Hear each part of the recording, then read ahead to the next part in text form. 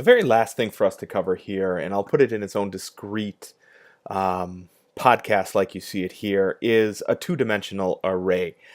So I think by now probably everybody's comfortable with having a set of arrays, right? So we have a single dimensional array of state names. So it starts with, you know, A and it goes to Z, and there's just this line of them in between. We have months of the year. We start with January, we end up at December, and we have a straight, horizontal line of those months.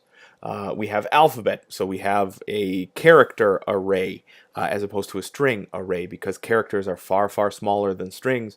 This is going to take up less storage space. It's going to take up less processing time. So if we're looking at alphabet arrays, it's a much better idea to actually have a character array than it is a string array. But what happens when we have, as the text notes on page 101 over here for you guys, what happens if we have a two-dimensional array? We would have sales data, 4 months worth of sales data by 4 salespeople worth of sales data. The best, most accurate, fantastic physical analog I can give you for this is an Excel spreadsheet. An Excel spreadsheet is a two-dimensional array, right? So if I have one row of data, and that would be string data, and in that string data I would have essentially my row and my column rather headings, right? And then down the columns I would have the kinds of numerical data I need for stuff. That is a two-dimensional array. It's a perfect example. It's an Excel spreadsheet.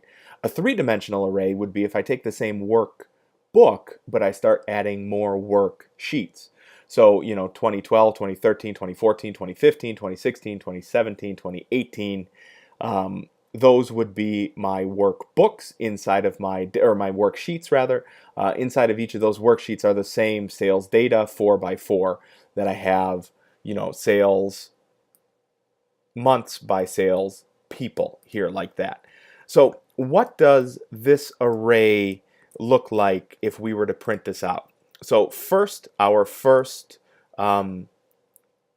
ellipses, parentheses here represents rows. The second one represents columns. That was a mistake. There we go. So what does that look like? That looks essentially like this. Now, I forgot to put commas in here, so we'll just do that real quick. We'll space this out, out, out, out, out, and we get a little bit more space for everything. Remember, because our arrays and the indices in our array start at 0, the first element in our array is 0, 0. The second element in our array, because we go rows by columns, is 0, 1. The second row by column, 0, 2. The third, 0, 3. Remember, this is our fourth element in the first row of our array.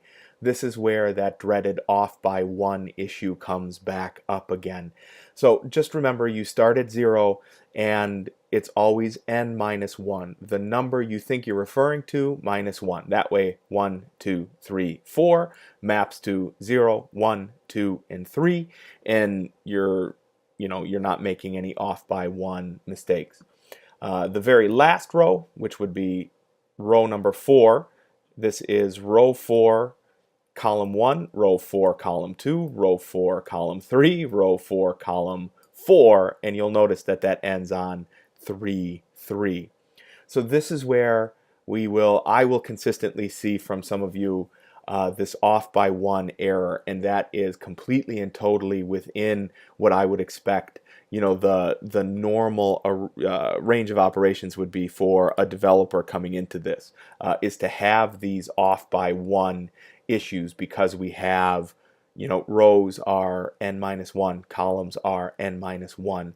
What I will tell you is we will, at the very most complicated, have a two-dimensional array. We will not do three-dimensional arrays. We will not do multi-dimensional arrays where we have more than 3. Some of this is baked into other programming languages, some of it is not. So Java, for example, not JavaScript, just Java, for example, does not deal in multi-dimensional arrays. You can have by standard a two-dimensional array. Otherwise, if you want to have to work with more complex data that has multi-dimensions, you actually have to import different libraries to get that to work.